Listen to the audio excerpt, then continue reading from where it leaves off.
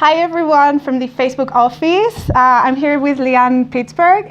She's the CEO of Lesbians Who Tech, an event that has been going on for how many years? 5 years. 5 years, yeah. And you've managed to bring together a community of 35,000. 40,000 now. 40,000 yeah. members of growing. the LGBT plus community, plus allies, plus everyone who wants to join. Everyone. And here we're in the Facebook office, and the event is taking place today. And I'm very, very honored and thankful to have you here. So happy to be here. Leanne, tell us a little bit, you've been working in the tech sector forever. Yeah. What experience did you have that make you realize the sexism in the sector and the need for a lesbian-specific group? Yeah. I started my career both sort of at the intersection of LGBTQ rights and technology. I fell in love with technology when I was working for an organization that was fighting for equality for LGBTQ individuals. I taught myself some front end. I managed the data for the organization, and I just fell in love with technology and the power of technology. Yep. I ended up building a few tools that raised millions of dollars for the organization, and that's when I really saw the power and the impact technology can have. Mm-hmm. But it's really in the economic power that having your own business, being an entrepreneur, working in the tech sector, right? I mean, it's a growing and thriving place, and it's a place where people can have economic opportunity. In the States, the average tech salary is almost three times the average American salary. Mm-hmm. So we're not talking about just a job, just an industry, right? This changes people's lives. Yeah. And as I started my own technology business, I went to a lot of tech events. I went to a lot of queer events, and I just felt like my voice was missing, right? Even if it were women's events or LGBTQ events, there would be panels with all women, and they'd be talking about what it's like for their husband at home, right? Because they were the breadwinner. And I thought, that's so interesting. There's no one on stage that's talking about what it's like for two women, right? And we're obviously a minority within a minority, but it matters. Visibility matters, and it's so important. And I thought, what if we could just try to provide value specifically to queer women in technology and see if there was a community. I knew I wanted a community. I wasn't sure that people would show up. Most LGBTQ events are mostly male. And so I really did it as an experiment to prove myself right, because I felt like, okay, I at least have to try. It probably won't work. No one will show up. And that couldn't have been farther from the truth. So here we are. And explain to us why is diversity important? Yeah. And also, I have this question in my mind, is diversity the same as inclusion? And that's an interesting question. Yeah. I think, we've seen the stats, right, about diversity, and it's really about all types of experiences, right? I only have the lens of my everyday life in this world, right? And I can't understand what it's been like for you in your everyday life, right? I can listen and I can have empathy, and all of those things are really important. But when we're in the workplace or we're making decisions, right, we often, think about things from the lens of our life. And that's why when you don't have women, when you don't have people of color, in the sort of decision, in the tables for where decisions get made, right, our voice gets left out. And when you're building anything, you have to think about who are you building it for, right? And many of us are building products for, humanity and the entire world, and everyone uses them. So we have to make sure everyone is represented, right, and we have to make sure our voices are represented. And, we all know that, more diverse voices is good for the bottom line, but that's because these different perspectives are so important, right? I'd ask people, imagine a world where, there has been a women president in the United States, or there's, women have been mostly in power, right? If there were 50% people on corporate boards, or, when certain things happen, if there had been a Black person in the room in these conversations, would that have happened, And I think that's the thing we have to keep thinking about, is making sure that all voices are represented in these decisions. And how is diversity different from inclusion, or how do we ensure? I think, it's like I don't know if that happens here in Mexico, but there's buzzwords, right? And I think, people are, diversity is a little bit, we've been talking about diversity for a long time, and it maybe is a little, people are looking for something new, and I think some people want to feel, that's not just about diversity and underrepresentation, it's about including all people, right? Building an inclusive space. Yeah. So I think they're slightly different, but I think they touch on a lot of the same issues, right? If you have diverse community, then you're going to be inclusive, right? So it's they're sort of connected, but I think what inclusion is getting to and why people have maybe turned to more like using the word inclusion is because it is representative of all people in a way that I think diversity has gotten stuck on maybe just women and people of color and a few groups, where inclusion feels, I think, broader to people. And diversity is not limited to gender, sexual preference, race. Absolutely. Because I've been thinking as well that if you bring a black woman and a white woman into the same company, into the board of directors, but they've both been educated in Oxford. Right. Is that really diverse? I think it's still diverse. I mean, obviously they share that experience, right? And it would be different if they went to a school, in Atlanta, Georgia, right? But I think you still grow up, with a different color skin, and people look at you a certain way, and you might have other types of, you definitely have more privilege as a white person. Obviously, you have a network in Oxford and all of those things. I mean, so I think there's some overlap in the experiences we all have, and that's what's beautiful, right? Just because we're a different race or a different gender or a different sexual orientation, we still have universal themes that connect us all, right? And that's the beauty. But I do think, a lot of time I talk a lot about quotas and the importance of quotas, because I just don't believe that things change without urgency. Yeah, I was going to ask you quotas is a metric for that. But I think one of the things that people get stuck in is they sort of feel like, I'm just getting hired because I'm a woman or because I'm black. And it's like, no, it's one part of your identity. One part of your identity is that you went to Oxford.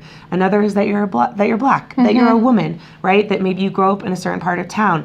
It's everything, but these are all the things that make you unique. And that is a differentiator, right? Because you have that lens, you have a set of experiences that other people don't have. And, when it comes to women and black women, right, LGBTQ, women of color, right, they have specific experiences that aren't very common. And that's why they're even more important, right? In the same way that, an engineer with a very specific type of like cybersecurity infrastructure experience that maybe started his career at Cisco and has worked all the way to Google, like that's a really unique skill set.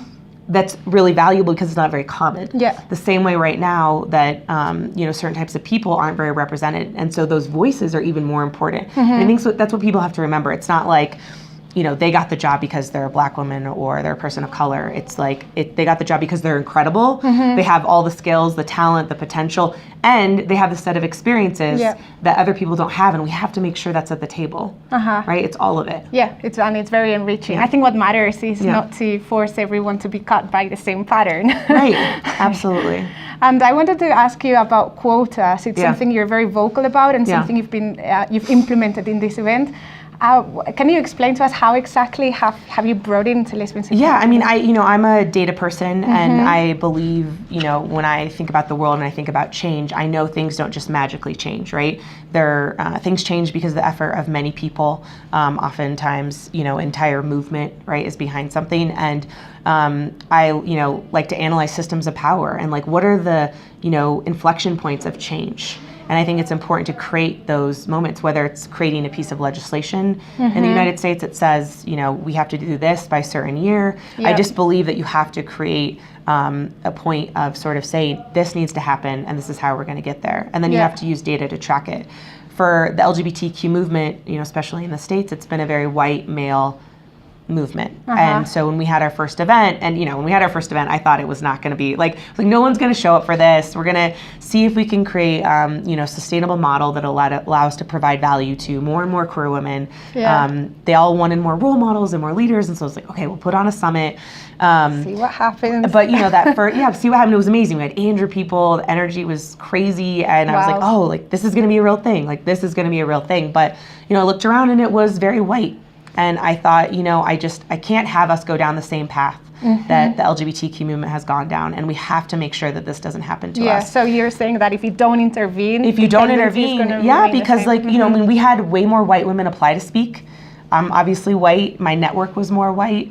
The people that were major donors that I knew in the movement, right? Like it's all about networks. And like humans we're naturally predisposed, like from a perspective where we just connect with people who are like us, right? Like if you went to Oxford, I'm like, great, or we grew up in the same town, like that makes us feel like we can understand you because we understand ourselves, right? And we have all of this connection. So we're actually, predisposed to connect with people who are like us. So we're like naturally biased. So it makes sense that our networks are biased. Yeah. And that we have to fight that every day. And I believe quotas are just one thing that we can use to fight that every day with intention. And so we implemented for our second summit, and ever since then we've hit them. And it hasn't always been easy, right? We've had hard conversations with companies who, you know, might have a speaker in their package with us and their partnership, and they have to look for a speaker at their own company, and they don't know how, and you know, they don't know how to implement those types of things. And you know, we always work it out. We work it out together. I mean, oftentimes I help them find someone,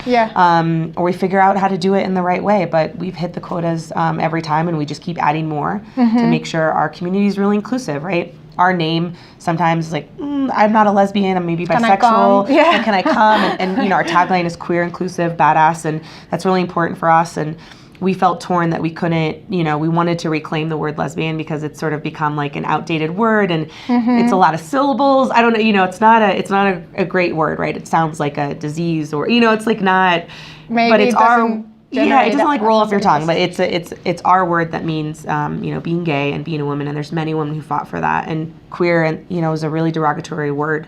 And so for older women, you know, it's not something they can get behind because it was so derogatory. And I know we've been reclaiming that word too. So you know, we use both, and we try to build an inclusive space by making sure that our speakers are representative of our entire community, right? And using both words and making sure the language is inclusive. And you know, anyone that is hesitant after they come, they're like, oh, this is everything. I'm sorry, I was hesitant, but I get it, right? They're hesitant because their voice has been missing in the past, and they haven't felt included.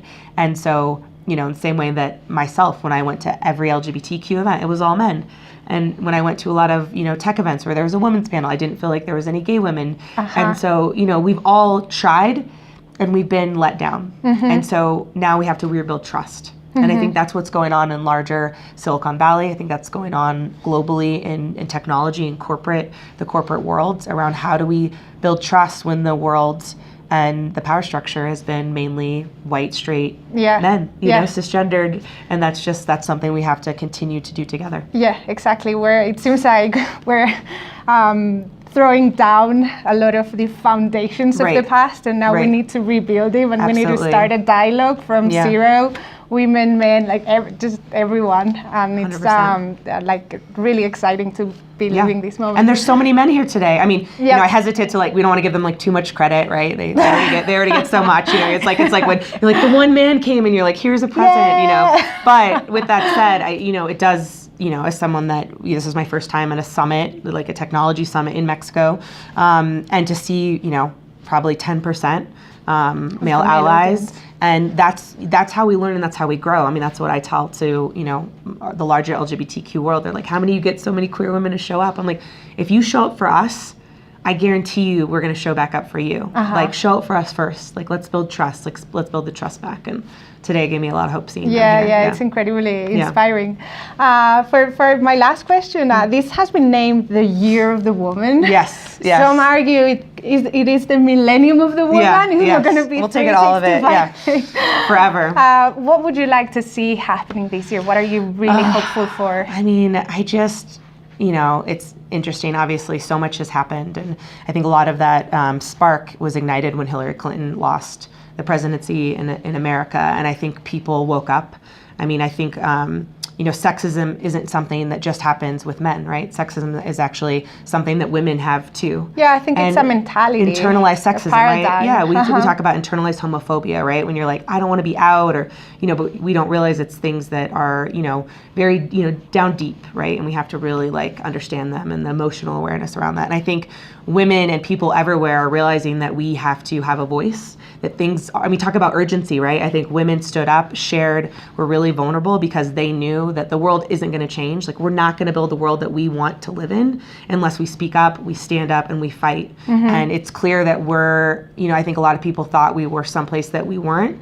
And I think this election, at least in the United States, has really shown us that, we're going to have to, really, really take a stand and be vocal, and not only, stand up for ourselves, but stand up for all the people that might not have as much privilege as we do, right? I mean, there's so many people that they can't say anything because that's their job and their livelihood, and they have to support their family, right? Yeah. And I think that's what's been so powerful about things like Me Too in the States, the Women's March, where Black Lives Matter, right? All of these movements. Parkland. The Parkland that's been students, amazing as well. absolutely. And people are tired and they've had enough, and they're willing to put their time and their money into this and creating the change. But I'm really, as an American, I'm very excited for the next election.